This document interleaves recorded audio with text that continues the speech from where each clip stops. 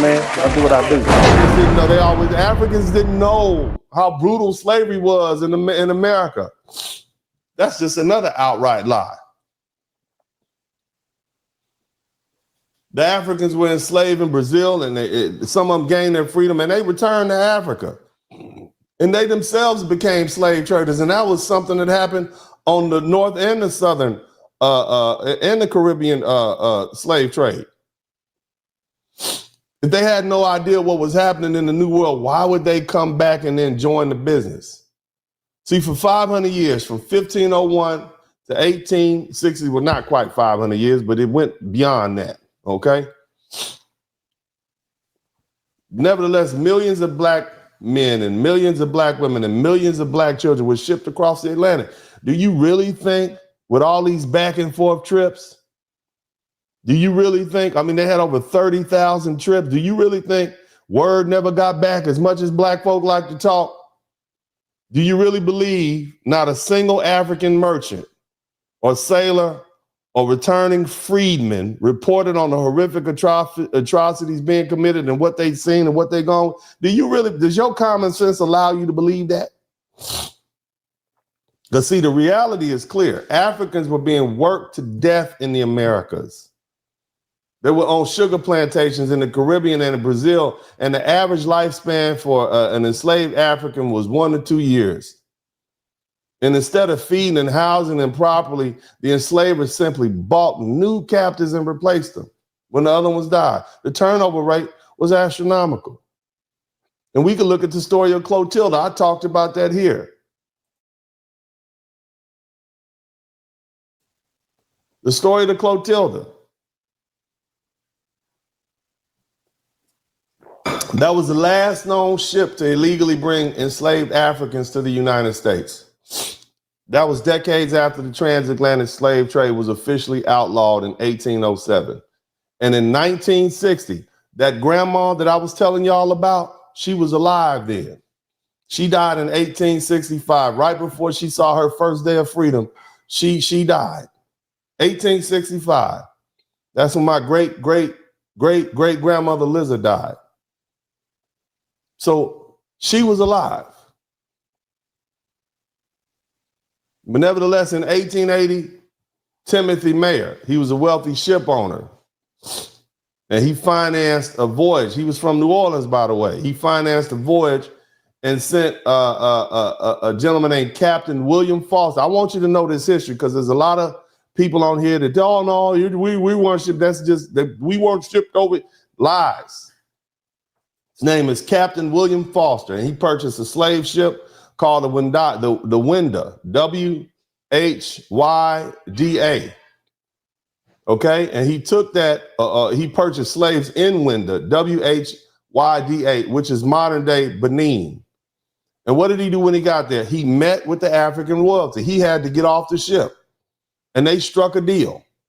And he paid $100 per person for 125 slaves, men and women, who had been captured in the kingdom of Dahomey during a raid. These people were branded. They were packed into a ship they designed for lumber transports, and they were barely able to move. And when he returned to Alabama, knowing he was breaking the federal law, he burned and sank the Clotilda and destroyed the evidence. This was not ancient history. This was 1860. The Civil War had not even started, yet Africans were still being sold to the highest bidder. So let's not forget when Mr. Mayer and Foster were put on trial, the case was dismissed. You can look it up right now. Even then, America protected its criminals. They changed the law, just like they did in Red Summer in 1919, just like they did in Tulsa in 1921, just like they did during Jim Crow. Nobody went to jail. Now, the cold thing about the Clotilda trip is that the captain had to get off the ship and talk to the king and ask permission. And when he got there, he said there were over 4,000 slaves still in the pen, still penned up. All he got was 125. Where did the rest of them go?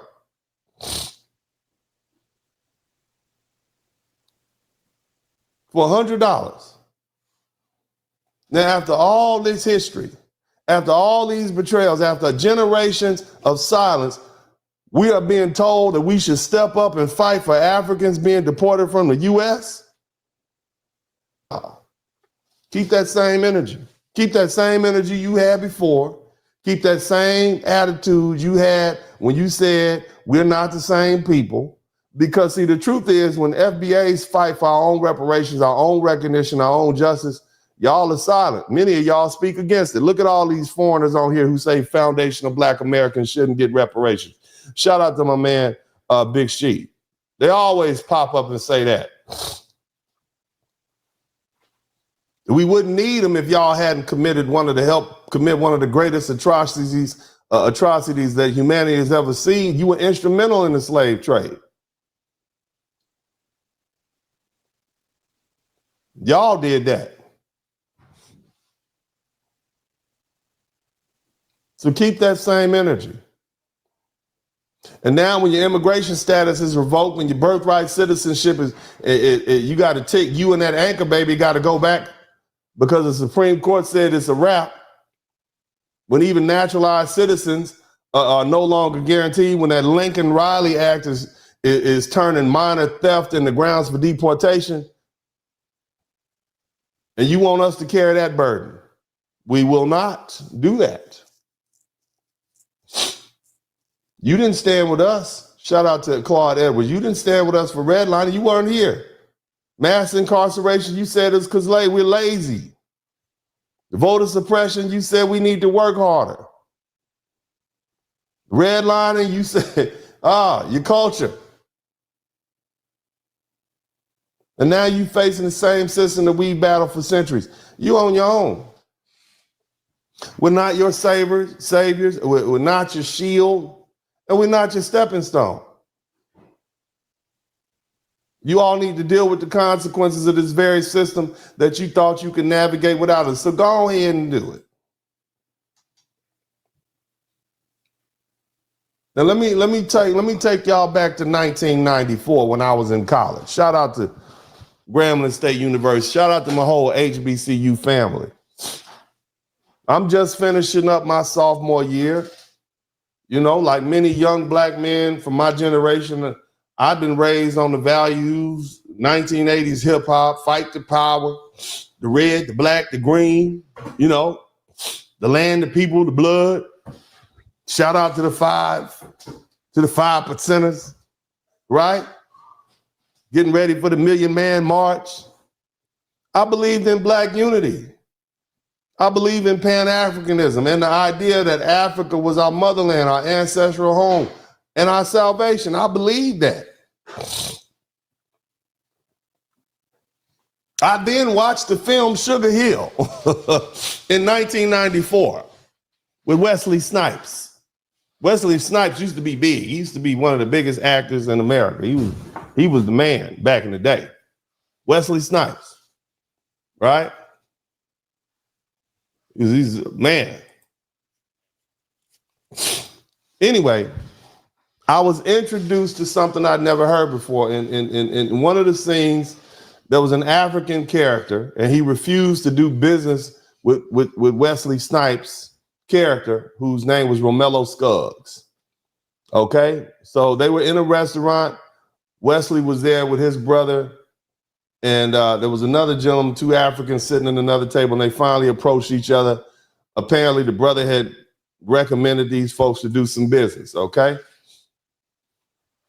And all of a sudden, the African says, well, we can't do business with the Kata.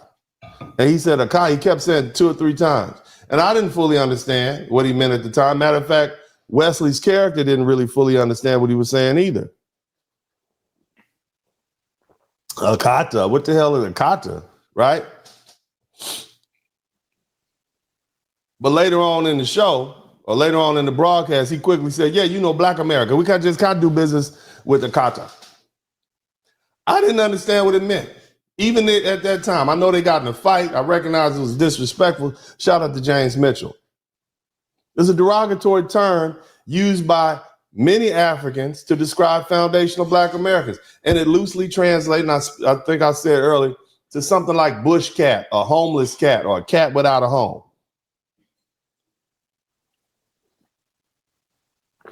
that directly mocks the fact that our ancestors were sold into slavery by Africans, the same Africans that are speaking this derogatory, strip of our land, our names, and our heritage, and our culture. What's up, what's up, what's up? Welcome to the broadcast. This is Uncle D. People wash their ass in the tub, Kamala Harris. You would tune in to Uncle D. This black man talk, pull up, homie, take a seat. Don't be a shadow watcher every day.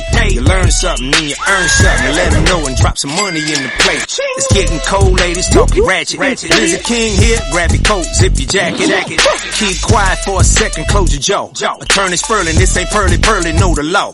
Talking Constitution, pushing pins when he shooting, give him that. Masculinity, just for the record, sprinkle that. You can keep your cat, gotta cut it.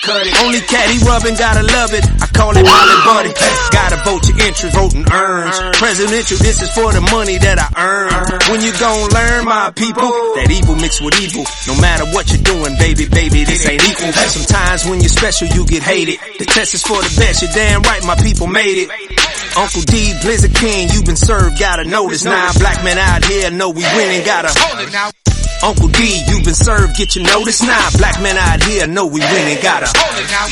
Uncle D, you been served, get your notice now. Black men out here know we winning, gotta hold it now. Uncle D, you been served, get your notice now. Black men out here know we winning, gotta hold it now. Hey man, I'll do what I do. Somebody need to whip your ass. Get up and whip him, Sweets. Hey, don't be putting the money in my hand all rough. Take your ass out here. You buy you a Floby and cut your own damn hair from now on.